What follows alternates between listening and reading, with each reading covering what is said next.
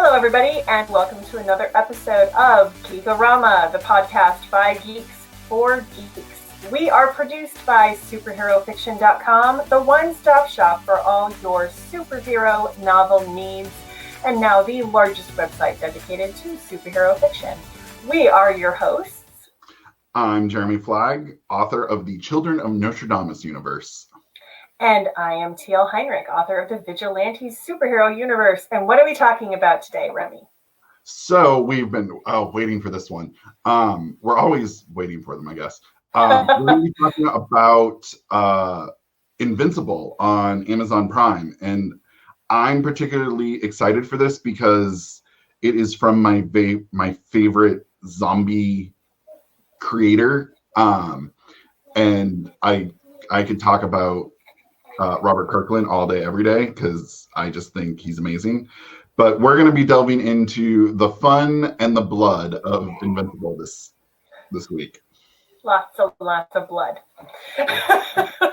So much. So much blood. But first, what are you geeking out about? Or wait, no. I'm going out of order. It's the pull list, isn't it? It's the pull list. Okay, so... God, I haven't had enough caffeine. Oh, I drink way too much of it lately. I'm going to get the jitters soon. So the Marvel app is a complete and utter piece of shit. Like, there's just no way around it. Marvel, get off your ass. You're making a lot of money on this. Make something that works. And I can't read comics on it anymore. So what am I going to do? Thankfully, I haven't sold all my comics, so I decided to go digging through what handful of collections I have left. So yes, we're going to talk about X-Men because I happen to have a lot of them.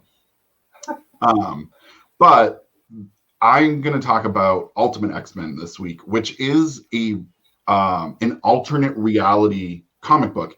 And I love it because it runs very parallel to the X-Men stories of, that you've always known. But it was a chance when Ultimate Spider-Man came out, Michael Bendis rebooted the concept, and that's where you got Miles Morales. And as part of the Ultimate Universe, we got X-Men. And it is just awesome because it builds on the mythos that you already know, and then it's kind of warm and comforting, and then it punches you in the face. So everyone hated the X-Men 3 movie because the Jean Grey in that movie was just horrific, and I'm not discounting that part of the plot. But that wasn't Jean Grey from the canon X-Men. That was actually Jean Grey from Ultimate X-Men. The story was 100% ripped off of Ultimate X-Men. And even X-Men 2 was kind of ripped off from that to some degree. And so you have these things that you're familiar with, but like Phoenix isn't Jean Grey. Jean Grey is actually the victim of a cult who believes that the Phoenix is their god and that it's trapped inside of her. Okay, that's weird.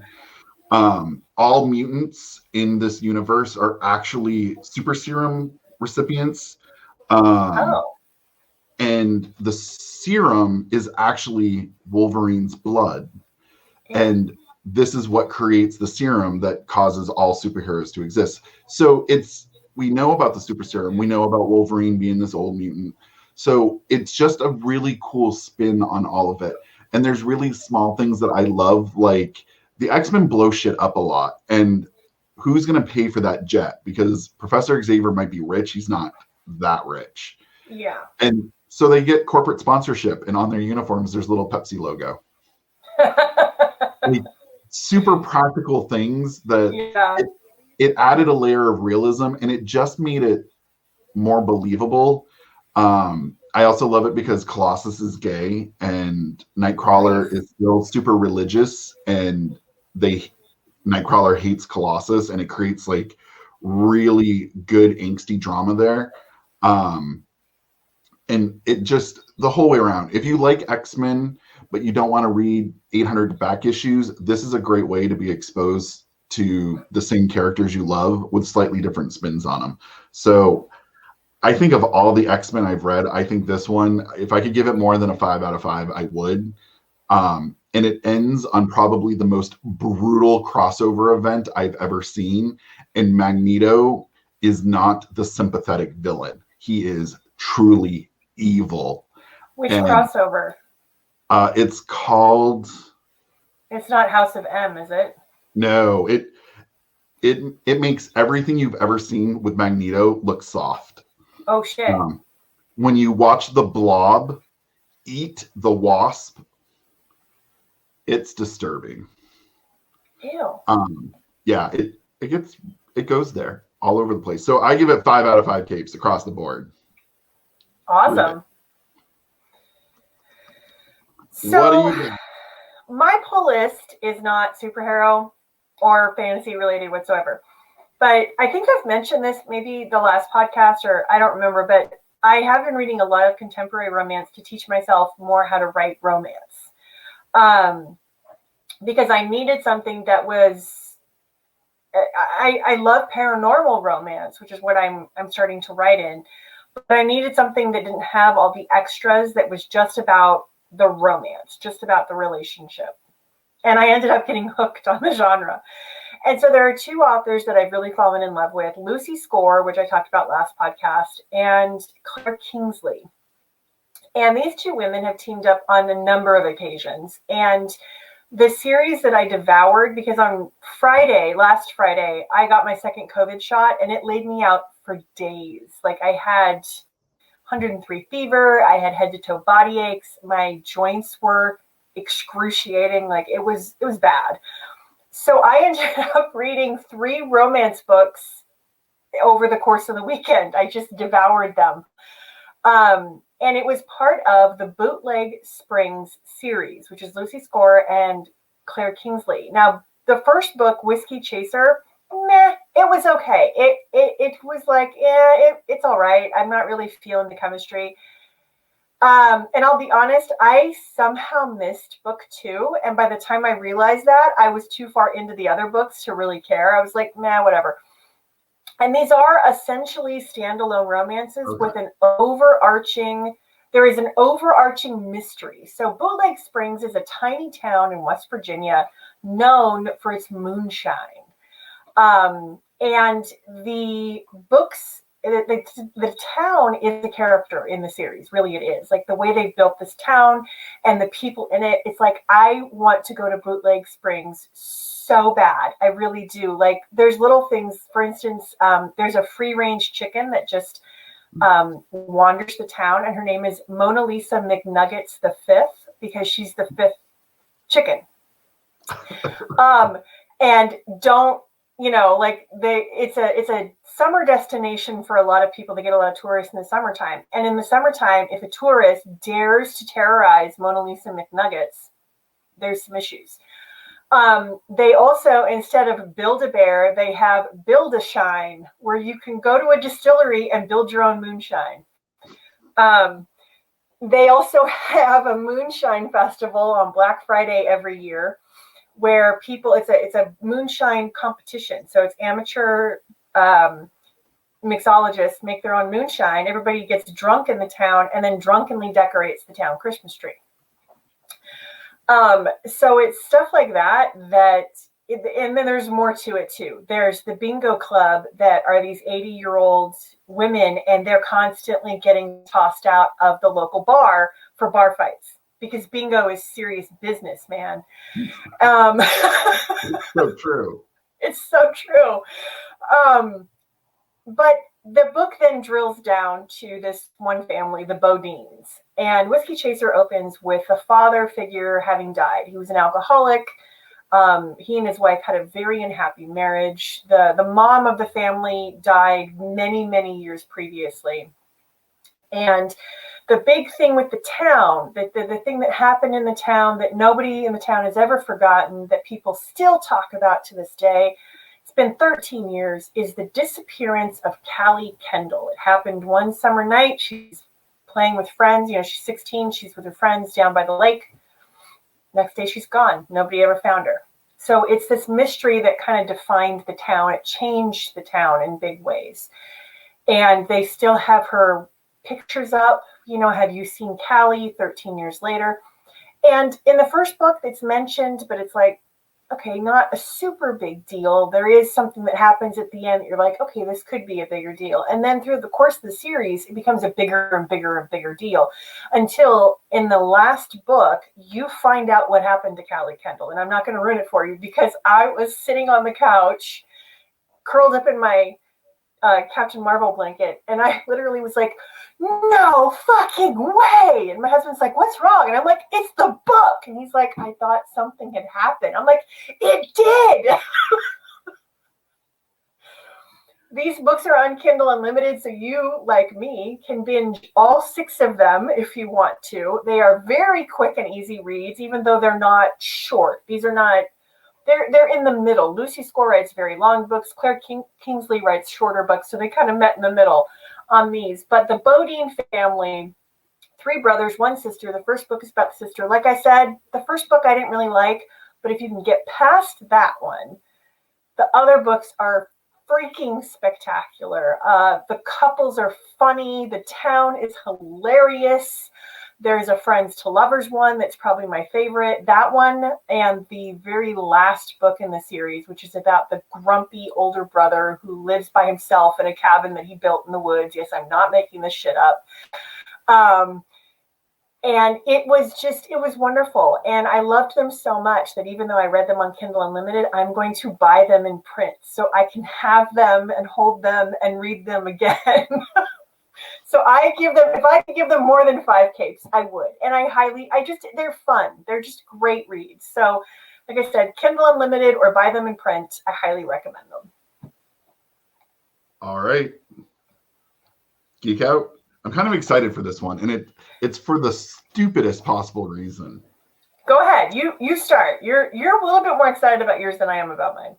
Okay, so I'm not going to go into it very far because, one, I've only gotten so far myself, but I've been watching Jupiter's Legacy on Netflix, and this is part of quote-unquote Miller World, who, weirdly enough, is one of the writers on Ultimate X-Men.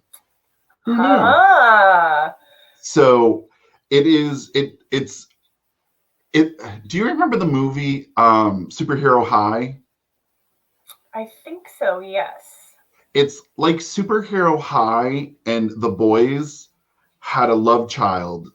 So it's a much, I mean, it does get a little bit dark at times, but not The Boys dark. But it's much more for an older audience than Superhero High. Like it's the middle ground between them. But it's basically about a superhero family who oversees the Union, which is the Superhero League, and they're questioning the doubts of their mission statement. And it does a really good job. It's a special effects extravaganza without pumping in the necessary budget. So it falls short if you're looking for that. But the story is good enough. The characters I hate, but I'm curious to see what happens. The special effects, good enough. So like the whole thing is middle of the road. So yeah, that's my sales pitch right there. If you're looking for mediocre. if you need a superhero fix and there's nothing else out, it's good enough. Okay. But the thing that made me so excited was the title sequence. It has the same showrunner from Netflix that did Jessica Jones and Daredevil. No way. So it's so obvious in the title sequence. Netflix was like, man, we made a lot of money off those. Let's do that again. And they're like, we don't have the budget for that. And they're like, we have enough money for the title sequence, though. And the title sequence, if you watched Daredevil to Jessica Jones to Iron Fist to not Power Man. Oh, Luke Cage. I couldn't think of what his real name was. If you watch all of those and then you snuck in the Jupiter Legacy one, you'd be like, oh yeah, it fits. Now I just want to go see the title. Like so, starting. You're going to see my obsession because when we get to Invincible, that's part of my excitement. So I watched the episode and then I'm like, oh, I should really go to bed. Oh, title sequence. That's what's keeping me going. So middle of the road, great title sequence. So apparently Okay. that's all it takes to make me happy. So that's my Geek Out this week. If you want average, check it out. Well, mine has changed 3 times since we have started, because I just can't, like, I'm having a hard time, because honestly, I'm trying not to watch. I'm waiting for Lucifer season 5 part 2 to come out next week. Like, I have a binge watch day I've saved up for it. We already know what next episode's going to be about. Yeah, so. Exactly. But we had a family movie night, and we watched The Mitchells versus the Machines. Mm-hmm. And let me tell you, like, I was like, okay, fine. You know, like, I like cartoon movies, like I really do, but there are some times that I'm like, can we just not watch a cartoon, please? I know, sacrilege. But, so I was like, all right, fine, let's do it. It was so fun. Oh my God, I haven't laughed that hard in an animated movie in a long time.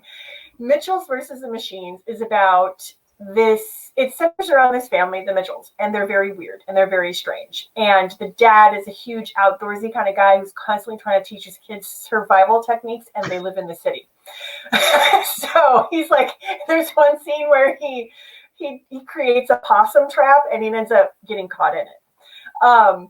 And it's hilarious. And the daughter is all about visual storytelling. And she has her own YouTube channel. And she has all these visual stories that she uses their big fat pug and dresses him up. And it's Pug Cop, right? And he's like, there's this whole series. Like, there's like 5 different short films she's made of Pug Cop.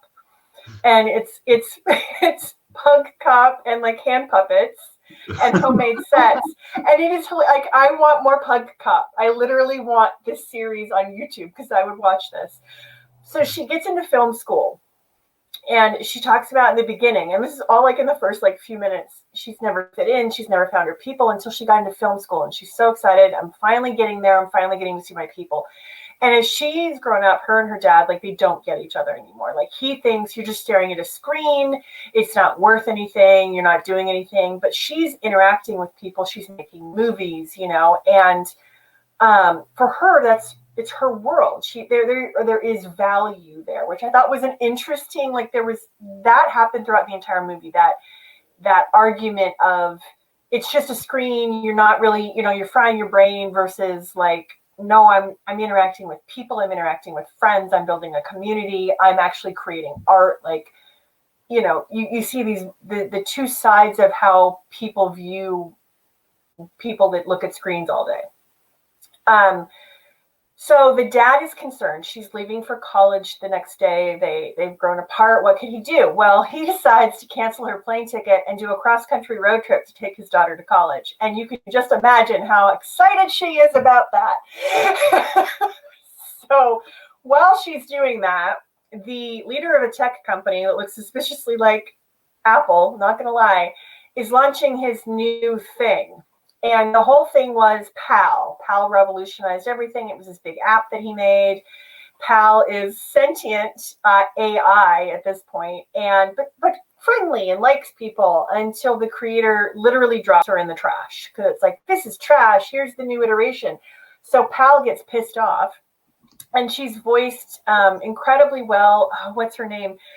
Olivia Colman. Olivia Colman voices her. So, you know, the queen on the ground. It's wonderful. She takes over the robots that this creator had made to replace her. And so it's basically like the robots go get all the humans to ship them into outer space because the planet would be better without them. And this happens during the road trip. And the Mitchells end up hiding out and adopting these 2 damaged robots who just don't understand, like, we're supposed to kill you, but we don't want to kill you. We want to be your friends, but we're supposed to kill you, you know, and they're just like, And they look at the pug and they're trying to figure out what it is. It's like dog, pig, loaf of bread. And then they kind of spark out and they're like, we don't know what to think about this thing. And the dog has a lazy eye that they're constantly trying to teach, like, look, you know, and he's like, he can't catch anything. So what is the age group for it? Sorry, yeah, I'm just kind of spiraling. I would say anybody, like, you know, young kid to all the way to like 100. There's some more adult jokes in there, but then there's also stuff that, like, it's sweet. It's about a father and a daughter reconnecting and remembering how much they love each other and discovering that they actually have a lot more in common than they thought. And every member of the family has something to contribute to saving the world. And even the little brother, who's like dinosaur obsessed, like literally goes through the phone book calling strangers saying, do you want to talk about dinosaurs with me? And I'm here for it. It's so wonderful. The pug ends up being like a key component of saving the world. Like, so it's just, and they have all these little jokes, like for instance, Furbies. So the AI can infiltrate anything that's got like an intelligent microchip in it. So it ends up, they're in this store, they're trying to deliver a computer virus to take it all down. Well, Furby, it's like a toy store, and there's all these Furbies, and it's like Gremlins, really. It's what it reminded me of. All these Furbies, come to life and start attacking them, and one of them dies, and they're like, we must call on the mother. Where is the mother? And they like let loose the sound, and the Mitchells are like, what is that? I don't know, run. But all of a sudden it's like boom, boom, boom. What is that? And it's literally like this 10-foot tall Furby that just comes crashing through the mall, and all the little Furbies are like, yay, mother is here, mother is here. You had your Bebo moment in this. That's what I had my Bebo moment. But the mother Furby shoots freaking laser beams out of her mouth.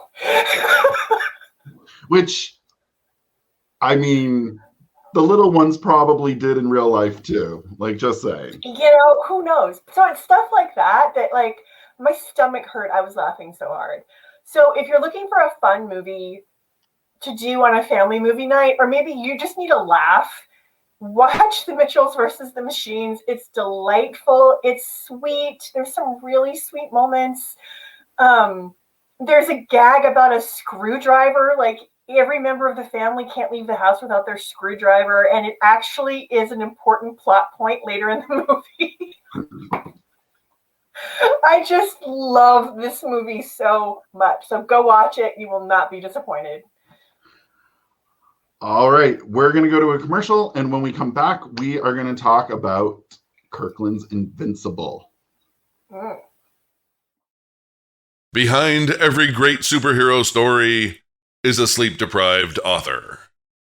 Join Franklin Kendrick every Friday as he takes you behind the mask and asks today's hottest superhero authors the burning question we all want to know. Do they always write in spandex, or is that just a weekend thing? And we're back! And we're back. So we're going to talk a little bit about Robert Kirkland's Invincible. It's on Amazon Prime. The first season is completely available. I'm going to put this as it came out on Friday night, so it was always, let me watch my Falcon and Winter Soldier, and then let me end it off with Invincible. And that's an interesting palate cleanser. Yeah, like, because, Marvel's not bloody enough, so let me go watch animated blood. So the concept is simple. It's super simple. They live in a world where superheroes exist. No explanation. They're just everywhere. Just It is what it is. And then in the first one, we have the Justice League equivalent, and we have a rogue hero named Omni-Man who he works solo, and he is from another world. He's your basic Superman archetype. Yeah, in every which way. And he's played by J.K. Simmons, which just makes him so much better. I loved that. How often do you get to see J.K. Simmons be a fucking badass like that? Well, and it kind of reminded me back in the days of when he was on the HBO Oz. Like, I never saw that. Was he good in that?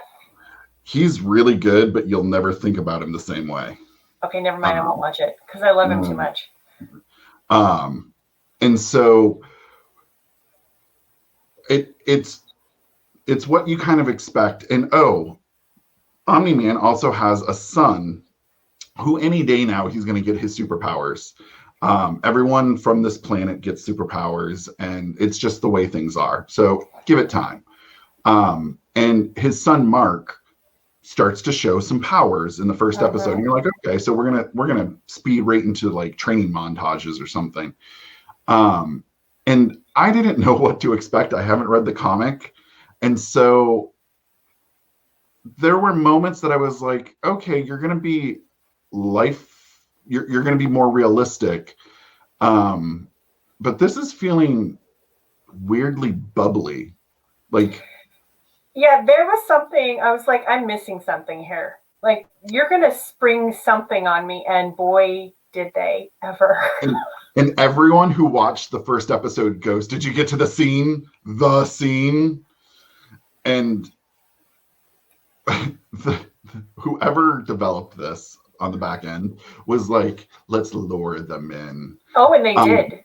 Like, you have a false sense of like, okay, this is like the Justice League or, you know, any of the other Marvel, DC cartoons. Okay, cool. Yeah, we're just going to go with that. On the last scene, Superman shows up and brutally murders everyone else in the Justice League. That's exactly what it was. It was like if Superman basically lured the rest of the Justice League to the Hall of Justice and slaughtered them. We're talking graphic slaughtering with spinal cords and entrails, like. And something that Invincible does throughout the whole series, the animation style is very cartoonish. It's not flat, but it's flatter. And when the scenes get really brutal, suddenly the detail gets better. Yeah. Every time. The sound effects is part of what also got me. I was like, squishy, splashy, thick sounds, and I was like, I was cross-stitching. I'm sitting on the couch cross-stitching. Dan's watching it. I'm like, oh, this is interesting. And then all of a sudden I was like, I'm holding my cross-stitch mid-stitch, and I'm just like, I can't believe what I'm watching right now. And so the whole beginning is basically the prologue, and the story begins with the slaughtering. And we're led to believe that Omni-Man is Superman. He is this perfect entity who's helping out the world, and he just likes to work on his own because, you know, his power level is above everybody else. And now we have a mystery. Why did he do it? And it's not even so much why he did it. He starts lying about it. Yeah. And we know what the lie is, and part of watching it is when is he going to get his, and why did he do it? But now his son has power, so obviously they're going to come to blows at some point. So what's going on there? And the poor there was an interesting, like, you don't often feel threatened by the person that's been positioned as the hero. But it flipped so drastically that every time Omni-Man was on screen, I got tense. Because I was like, what the fuck is he going to do now? Like, is he going to murder his wife? Is he going to murder the mailman? Like, I didn't know what was going to happen. And weirdly enough, for the rest of the season, he does make threats. There's a demon detective who is suspecting him for doing something. And he threatens him in a kind of a low, stay out of my business type way. And so every time, like for the rest of the season, he doesn't actually do anything bad. Questionable at times. He committed genocide to that one alien planet. He straight up. Yeah, but they had it coming because they invaded us first. So that was the way they did that, though, was straight up horrifying. Oh yeah. Like, it was no holds barred genocide. And what they were kind of setting up was, who's going to stop him? And granted, again, they kind of deserved it in the fact that they tried to destroy us first. So let's repeat it back. But that's kind of giving logic. But you see the immensity of his ability, and then the rest of the series, like he's brooding a lot. So in the story actually follows his son, Mark, who's getting his powers, and he's learning what it means to be a ventriloquist, I think. Ventramite? I'm going to get it wrong. I think so. It sounds like ventriloquist to me. Yeah, I'm not going to lie. And he, because of his father, wants to work on his own as well, and he opts not to be part of like the team. But he gets friendly with them, and there's antics. And one of the things I really love is there's a character called Adam Eve, and she is set up to be the love interest, and she never is. No. She's just the friend. Yep. Like, I loved that.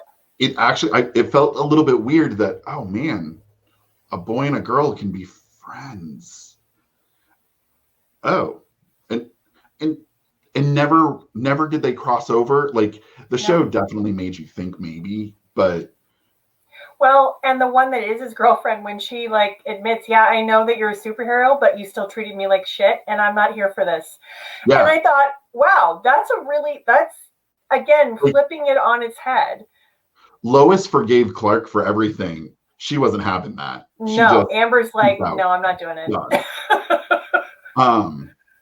And so we see, as it kind of keeps going, Mark is actually, he's brutalized, like, as a hero. Yeah. We get to see what he's sacrificing all the time to be a hero. And it gets weirdly intimate in the fact that, like, we're rooting for him and Amber to be a couple, but we get why she's mad.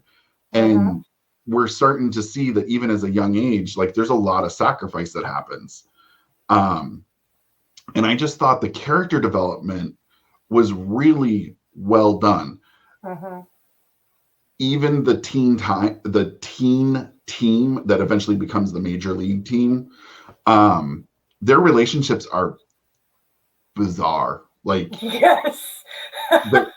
but they're weirdly realistic as well. Yeah. So the only thing I had a problem with, and it was just creepy. Robert Kirkland did this to make people uncomfortable, and I hands down see what he was trying to do. But there is a girl who, every time she turns into this vicious troll thing, she ages down. So she's 26, but she looks like a 12-year-old. I don't remember that. I think I don't. I admit, full on disclosure, like, I didn't see every episode. I watched and read recaps and then looked at clips and scenes. So I She's a later recruit, and she joins the team. Weird. And it's just, okay, well, she's basically Benjamin Button with a superpower. Okay, that's weird, but I get why she's there, because there's this sacrifice that she's doing, and she talks about it pretty openly. It's also funny because she's always drinking beer. But there's a robot that oversees the team, and he clones himself a body of one of his teammates. He clones him at a younger age so that he can be with her and it not be weird, which made it weirder. It's weird. And not even the age thing, because she is actually older. I get that, and it's never explored on screen. Like, I will say they were respectful of not making it creepy, but the fact that he stole DNA from a teammate, aged him down so that he could be with another character. There's some consent issues. Yeah, there's a lot of issues there. Like, that's like, yeah. And then it kind of plays out, and the pacing is done really well. The story arcs are done really well, but the big overarching story arc, it's always looming in the horizon, that it doesn't feel like there's B episodes, but most of the season was B episodes. Comes down when the mom finds out the dad did actually slaughter the superhero team, and she gets confirmation, and she confronts him, and he gives her the "you don't understand" speech, and you're kind of like, where is this crescendoing? Because he almost is acting like she's going to be like, oh no, don't worry, sweetie, I get why you slaughtered everybody. And to the credit of the writers and also Sandra Oh, who voices the character, she is like, no, I don't get it. I don't accept it. You're a terrible, terrible being. Like, just flat out really a strong character. Like, I don't often say that about female characters, but she was well developed. She was 3-dimensional, and she wasn't taking his shit, which I loved. And she's the human amongst all these supers, and I really thought she held her own. And at any moment, he could have slapped her and just killed her right there. But he was restrained, and she knew how far to push him. And she made sure that she was always heard. And I really did like that about her. Well, and if I've seen comments from people saying, oh, that's unrealistic, like he slaughtered all these people, why wouldn't he just take her down? But we find out later, I think it's the last episode, when he comes clean to his son, he doesn't really love her like a wife. He loves her like a pet. And she's like a puppy to him. And wow. Like, that statement, and the part that makes it like doubly horrible is he's saying this to his son to justify the brutality.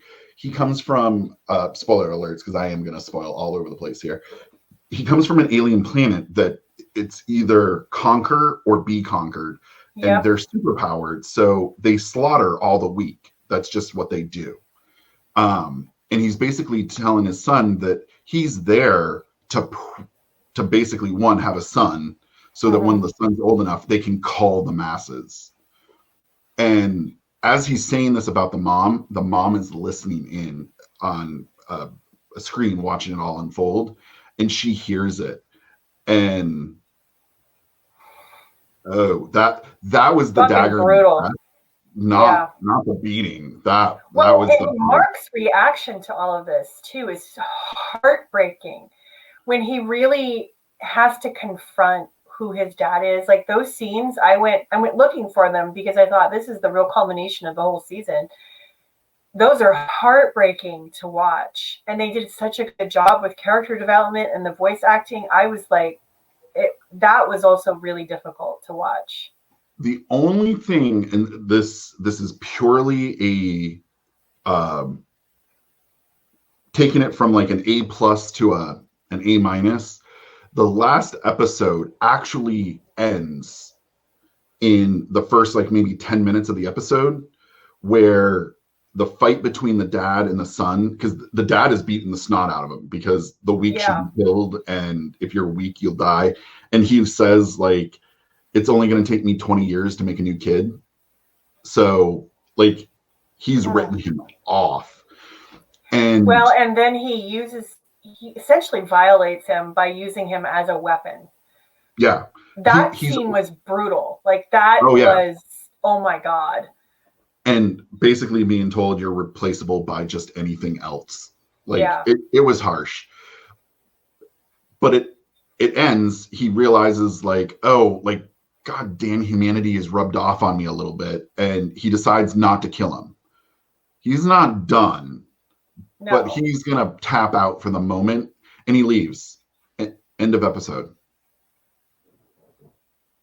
There's 40 minutes left. And the rest of the episode was basically an epilogue. And that was just, instead of doing like a typical Marvel, like cut scene, here's what to expect, it really does delve into that and explores it more. And the pacing was a little bit weird. And not because it wasn't good, but because Marvel has trained us for cut scenes. But it ends on a alien comes in and is like, oh yeah, by the way, did you know that these people, your dad is coming here to destroy everything? End. Well, that and the montage of all the villains and stuff that's headed their way, like the parasite on Mars that's mind controlling, that you're like, oh shit, that's probably headed to Earth. And, you know, like all the villains and all of the perhaps loose ends that were left throughout the season are shown to you in a montage. So it's like they're all coming for the heroes of Earth. I suspect, and this is just my thinking forward, is all those bad things that they encountered throughout season 1 are going to be the things that save them in season 2. I agree with that. I could see that happening. It's one of those things that we better band together or we're all going to die kind of a thing. So overall, like, I would say it cashed in on your superhero knowledge that you already have. But just like The Boys, like, you think, how dark can this get? And The Boys is like, hold my beer. This, you think, how brutal. Oh, wait. Oh. I liked this better than The Boys. The Boys gets under my skin. I hate that show. Not ashamed to say it. I hate that show. But this was actually, like, it was thought-provoking. It was entertaining. And yeah, there were a lot of moments, actually, especially towards the end, that I was like, oh my God. But nothing that would make me, like, never watch it again. The Boys, I feel, cashes in on a lot of shock value. Yeah. And I feel like toxic masculinity, too. Oh, yeah. And this had its share of toxic. I mean, Omni-Man basically is the embodiment of toxic masculinity for the show, but they framed it in a way that was better than The Boys. And I do like that the women were able to stand up and put everyone else in their place. Yeah, they weren't punching bags. They weren't fridged. They weren't there for a male character's arc. They weren't there to be hypersexualized. They were there to be actual fully fledged characters. And then, of course, we need to end this by talking about my favorite thing, the title sequence, because that's all it takes to make me happy. You can look it up on YouTube. It's awesome.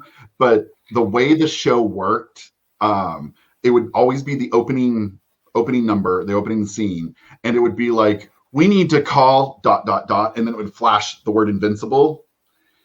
And it starts with just the word Invincible. And then every episode, a splatter of blood goes across it.